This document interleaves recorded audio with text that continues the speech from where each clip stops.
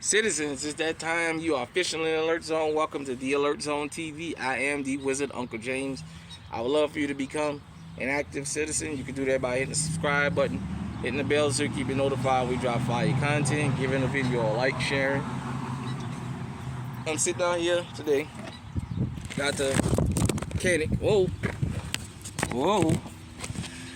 Had a little stiff wind there. Got the mechanic TP9.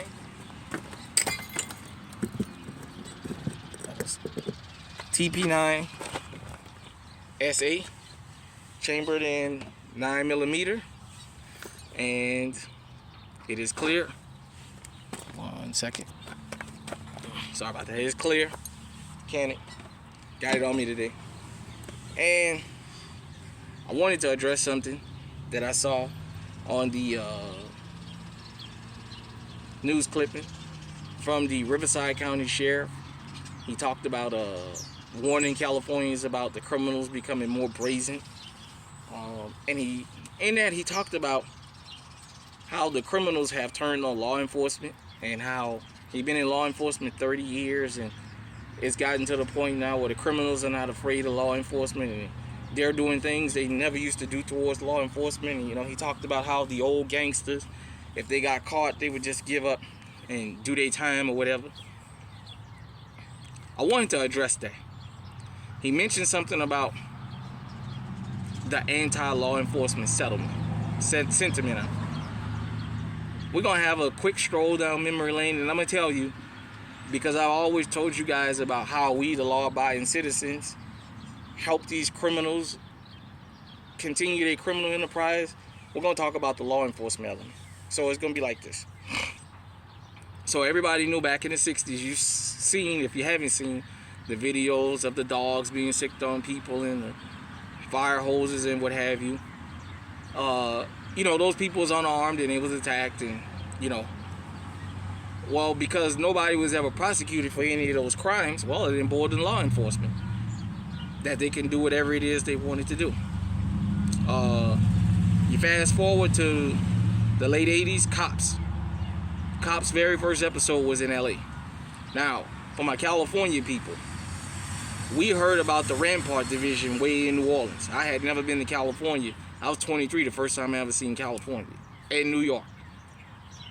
New York City, NYPD, and LAPD, we had heard about them back in the late 80s, about how notorious they was. Cops came, you had the battle ram, you had them showing them going into people's houses, accusing them of selling drugs and what have you, and so NWA comes on the scene. They make different songs talking about law enforcement and how law enforcement treat people, whether we criminals or not, and how unfair we treated.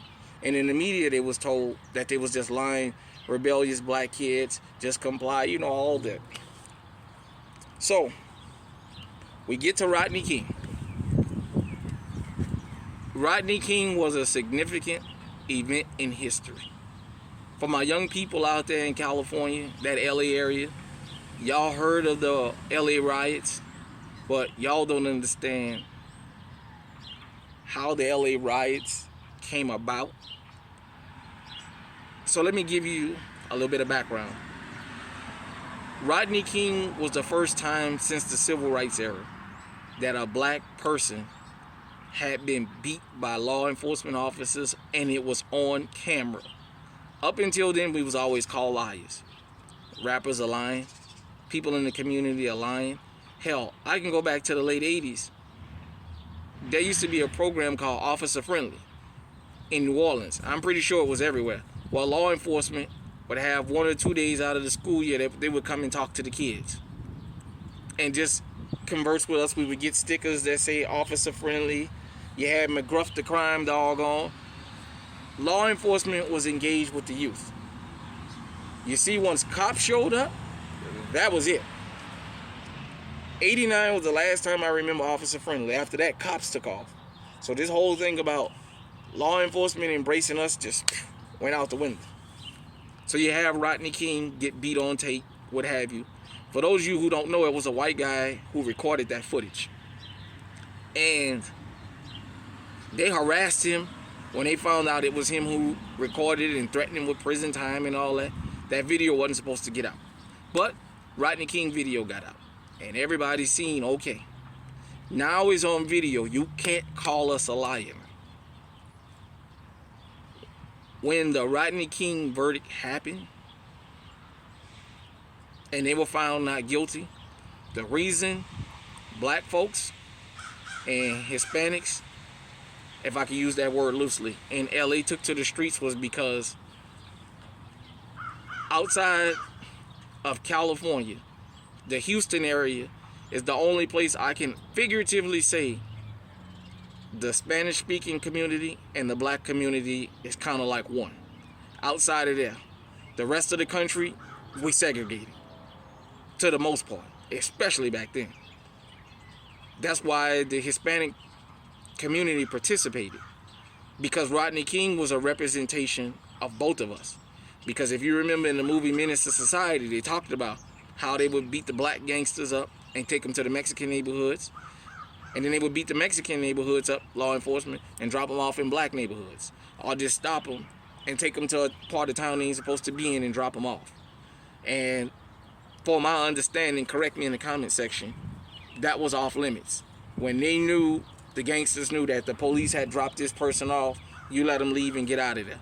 You know, you don't attack him because he's not out of bounds. The police is trying to start something. So the riots happened because for black folks this time we felt like it's on video. Now what can you guys say? Y'all always accuse us of doing everything.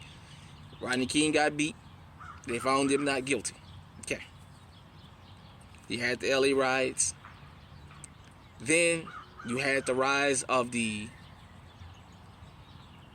predator cops. Like, the reputations of a lot of these predator cops really got enhanced because law enforcement felt like we can beat somebody on video and get away with it. For those of you who don't know, the movie Training Day is based on an actual officer, Rafael Perez, that was out in LA. My LA people, I'm pretty sure y'all heard a whole bunch of stories about this guy long before this movie showed up. But you fast forward, so when Rodney King happened, it was just a chance that a video camera was around. But some of y'all young people, y'all don't know life before the internet. So life before the internet, what you seen on TV was what you was taught to believe or read in the newspaper. The media had control of what you said, what you seen, what you thought. They would shape your thoughts for you. Well, with the rise of technology, shout out Mr. Daniel Sykes, my old physics teacher, who taught me technology is not your friend. Camera phones started getting in people's hands. So now you fast forward to modern day area. You had Walter Scott be shot in the back 8 times. You had Laquan McDonald get shot 16 times on the ground. You had Oscar Grant out there in California, Fruitvale, get handcuffed and then shot in the back. You had Peter Liang shooting a blind, empty hallway and kill a Kai Gurley. You had that, I forget his name, man, forgive me, out there in Arizona. You guys can look this up on YouTube. That was the guy that was in a hotel. He had a BB gun, and I guess he did pest controlling, and somebody called that they saw the gun. When law enforcement came to the room, they ordered him out. He was down on his stomach like he was asked to, and all he kept telling the officers is he didn't want to be shot. The officer told him don't look up. He looked up again. The officer knew he didn't have a gun because his hands was out and everything, and he shot him and killed him in that hallway. Now, we fast forward to a significant event, and I don't think a lot of y'all understand this particular event, the magnitude of it. Philando Castile. And I always bring this up because for once, the entire thing was on video. You couldn't say, well, what happened before the video? Well, there's parts we don't know.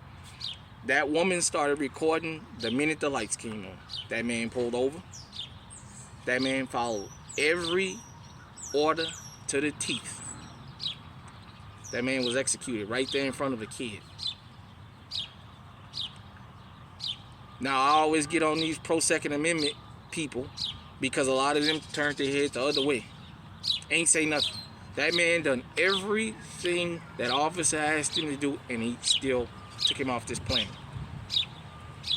Now, to those of you who are in law enforcement, or you believe in backing up law enforcement no matter what, I want you to think about something. As I'm talking, I always tell you here in the alert zone, the criminals have their advocates. I'm an advocate for the law-abiding citizens. Well, guess what? Just like we watch criminals, criminals watch us. Think about this. The old school criminals knew if they robbed the bank, if they robbed somebody, if they got caught with drugs, if they ran, what have you. For the most part, they might get a little upside the head, but you took them in.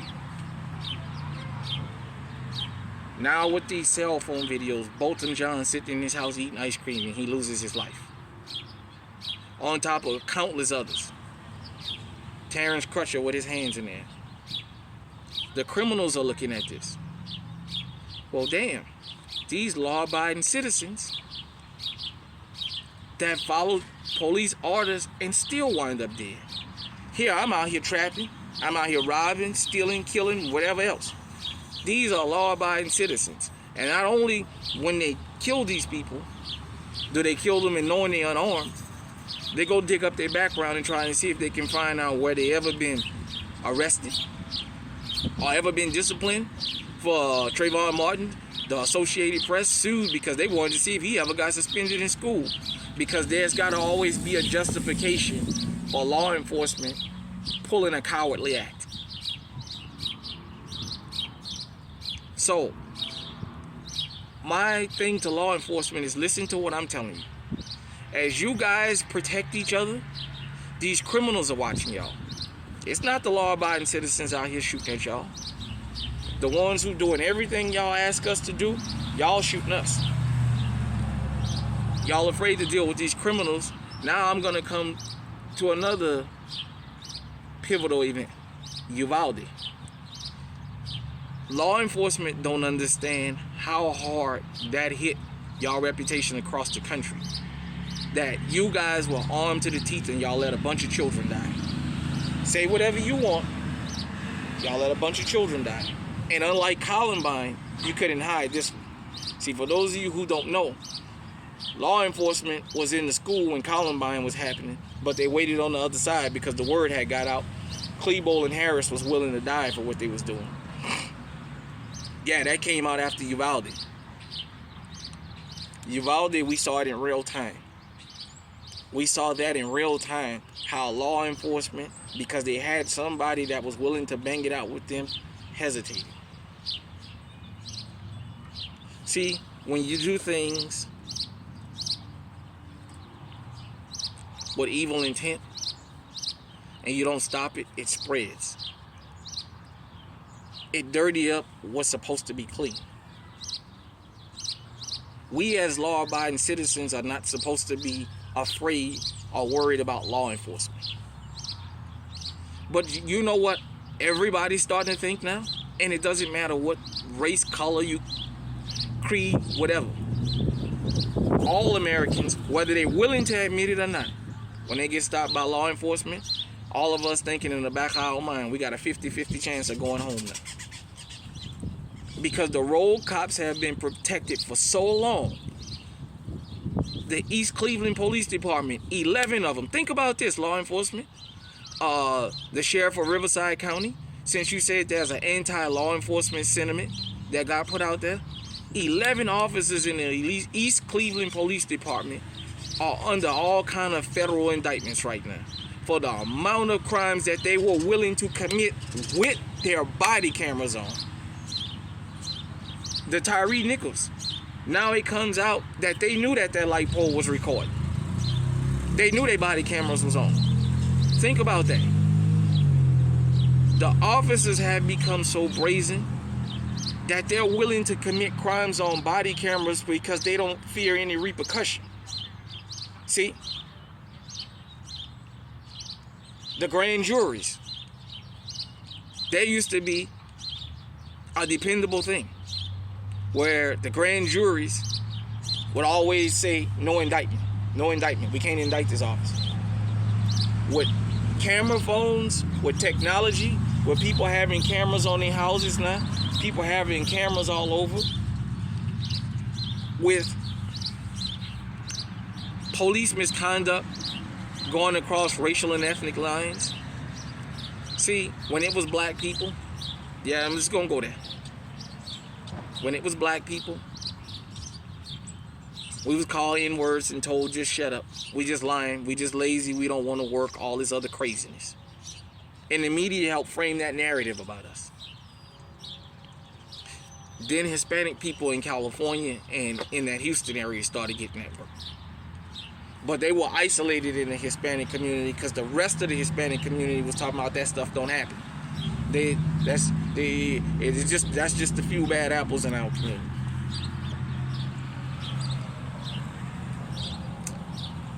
Then something really significant happened. Mar-a-Lago. The FBI showed up at Trump's Mar-a-Lago. We all knew he was on a witch hunt. We all know there wasn't nothing there to find. We all know they've been trying to get that man put in prison since the day he became president. When it was announced that Donald Trump was going to be president, they was already trying to put a case on him. So when they went to Mar-a-Lago, we know they didn't go for nothing. But the people who backed the FBI during Hoover days, during COINTELPRO, and even afterwards, with conspiracy and all these RICO cases and all this craziness, was the same ones telling us to shut up. If we wasn't committing crimes, the FBI don't just show up at your front door for nothing. They showed up at Mar-a-Lago, and you had the very same people who got back-to-badge charges, back-to-badge signs in their yard, going publicly saying abolish the FBI. See, an entity that they protected for so long finally started turning around and cannibalizing. It's like I tell people in the community, when we let the community criminal run around breaking in everybody's houses and we don't say nothing, it's only a matter of time before he gonna break in yours. Because just like you kept quiet about all the rest of them, everybody else gonna keep quiet about your house. You know it's him, but you can't prove it. But you know he broke in everybody else's house and you kept your mouth shut, so now you gotta take it. FBI shows up in Mar-a-Lago. Now Trump's been indicted. We know this is all a witch hunt. But you see, when you allow things to fester out of an evil intent, it's gonna cannibalize. Now, out in, I want to say Highland Park. I believe it was Highland Park, Illinois. You had the little Muslim boy run from the police, little Arab boy, caught by that officer, and that officer beat him within an inch of his life. Now, the Arabs are the same group of people who come up in the hood and call us all kinds of beads and N-words and everything else. You know what they used to tell us? You Negroes don't want to work. Stop it. Just comply and nothing wouldn't happen. It showed up on their front door, and a whole bunch of them showed up at the courthouse saying, hey, you got to convict that guy. It's on video. See, when you know somebody doing wrong and you're willing to cover for them, that's fine. Just when they turn around and do something to you, you got to take it. And most people can't take it. Most people can't handle stop snitching because eventually it's going to knock up on their front door. So now we've gotten to a point where criminals are not only brazen in the crimes they commit, but they brazen towards law enforcement. There used to be a time when criminals would run from law enforcement. Now they're running towards them. They're going out in teams looking for law enforcement now. See, we didn't start the anti-law enforcement sentiment.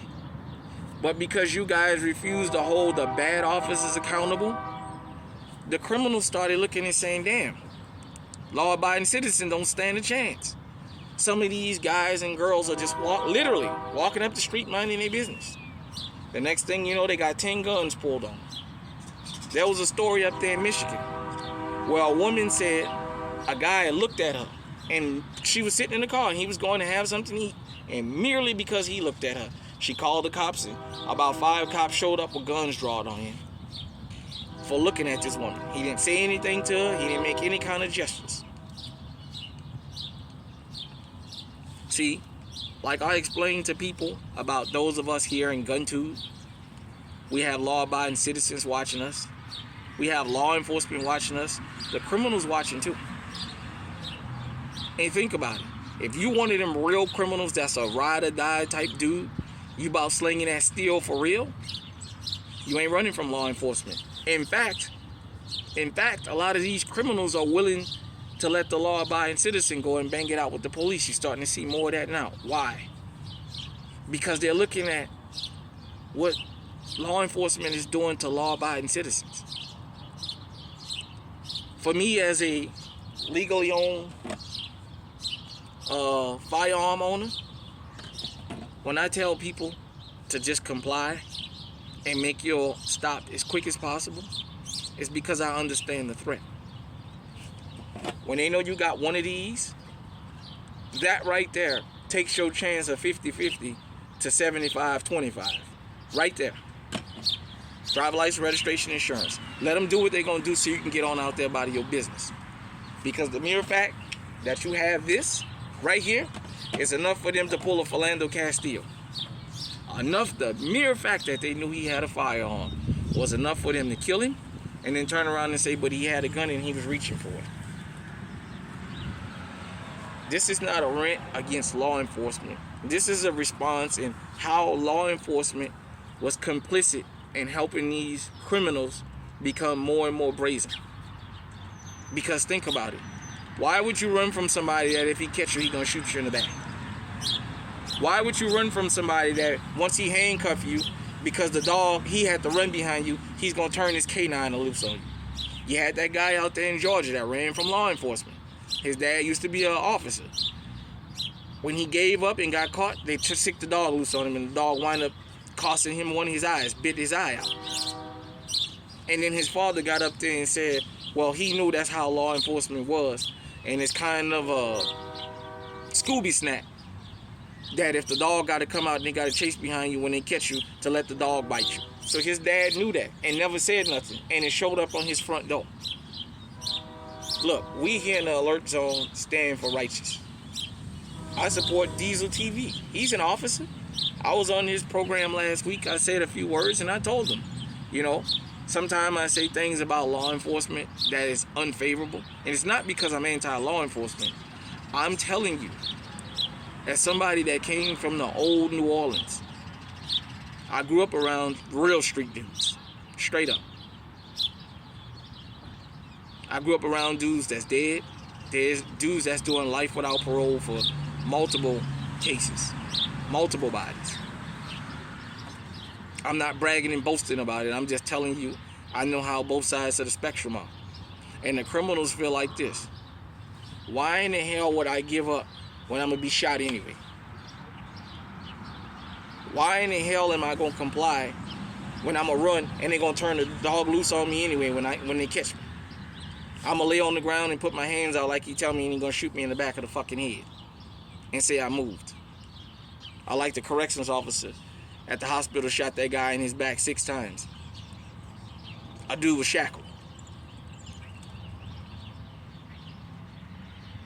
Let me explain something to you, law enforcement, and to people who believe in back the badge. We, the law-abiding citizens, didn't destroy law enforcement's reputation. We didn't create an anti-law enforcement sentiment. It's gotten to the point where grand juries are starting to indict officers. There was a time that wouldn't happen.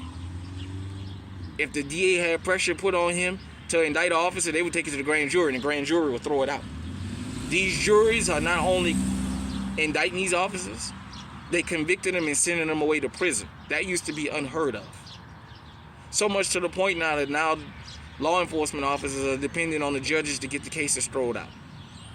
Because the public, understand something. If you are 21 years old or younger, you don't know life without the internet. You don't remember life before cell phones became popular, before camera phones. You don't remember life before that. You don't remember how hard it was to prove something that was going on, because the media, the mainstream media, control what everybody's seeing.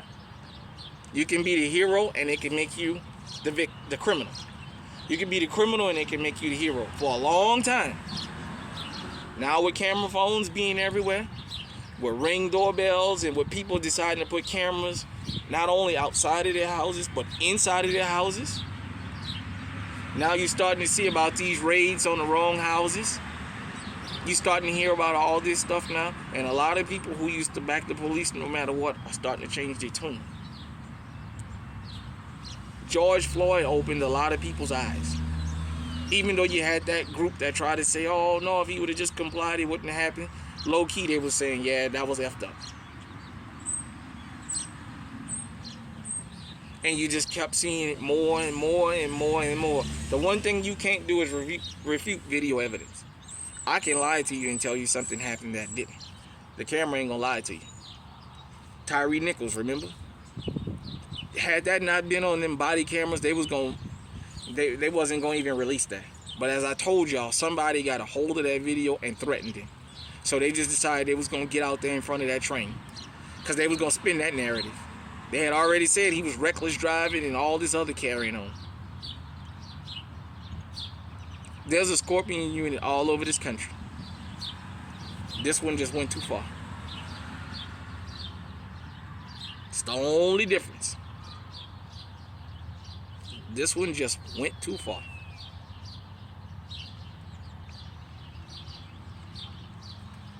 Let me state this again. This is not a rant against law enforcement.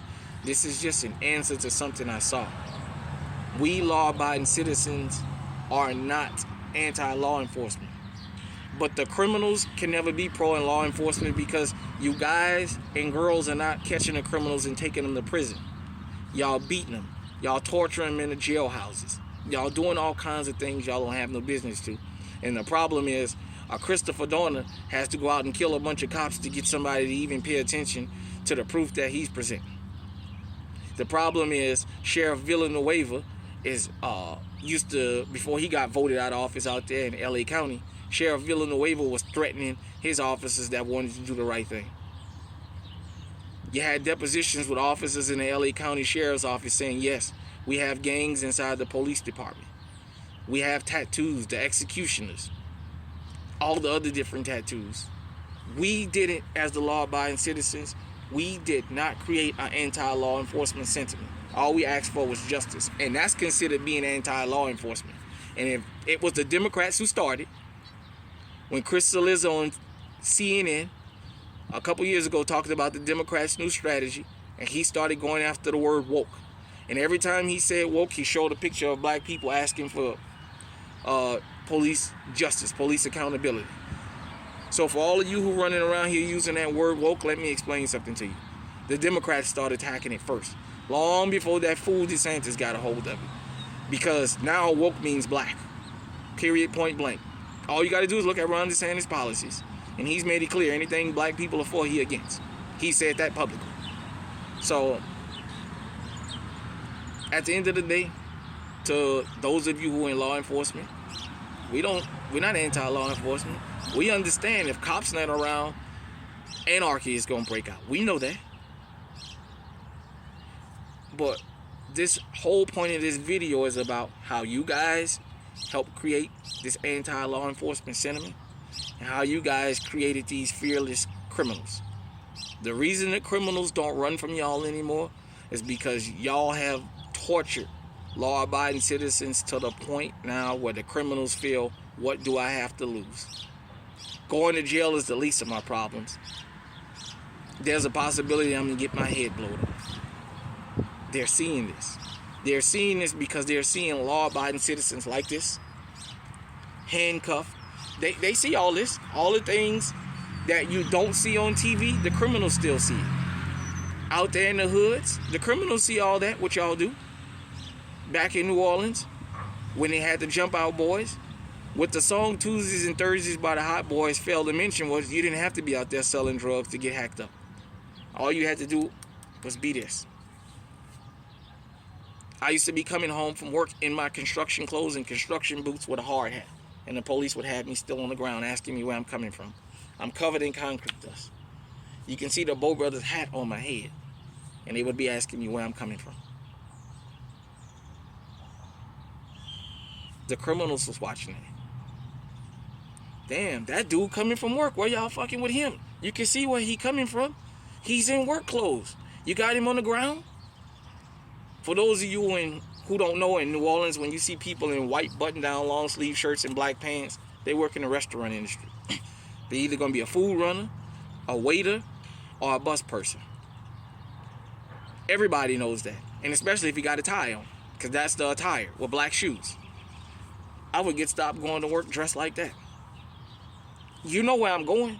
You know how I'm dressed. You had the dudes with the white t-shirts and the chef pants on. The black and white checker chef pants. With they Crocs or they water shoes or what have you. He's going to work. He's coming from work. You know that. You can smell the food on him. You can look at him and see what he's wearing. And yet we would all wind up on the ground. The criminals will look at this and say, well, hell, if they're going to do that to these guys and they on a damn job or they work every day, you can imagine what they're going to do to us. So now with the adventation of camera phones and cameras everywhere, the criminals have lost fear. Law enforcement, this is to you. This is how you guys help create these fearless criminals. Hit me in the comment section and let me know what you think. Am I reaching? Am I exaggerating? Till next time, stay safe, stay on high alert.